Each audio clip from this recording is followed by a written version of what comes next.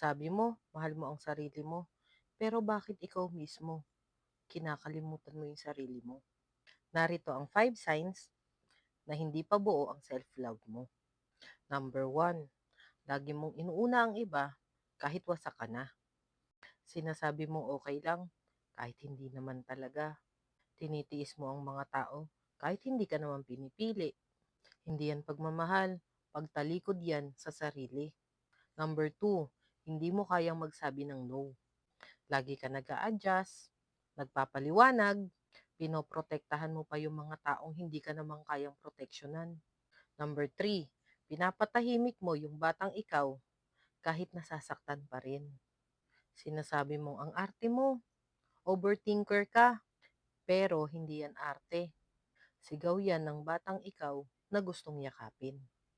Number 4, nagpapahinga ka lang kapag pagod ka na. Binibigyan mo lang ng panahon ng sarili mo magpahinga kapag pagod ka na. Akala mo, kailangan mo munang magpakasipag para maging kamahal-mahal ka. Number 5, ikaw mismo ang lumalait sa sarili mo. Sinasabi mo sa sarili mo, tanga ka, wala kang utak, mahina ka. Pero kung kaibigan mo ba ang kausap mo, masasabi mo ba yan? Ang tawag dyan, emotional abuse. Hindi totoo, pero sugat na hindi pahil. Hindi mo kailangan maging mabait sa iba. Ang kailangan lang, maging totoo ka sa sarili mo at maging mabuti ka sa sarili mo.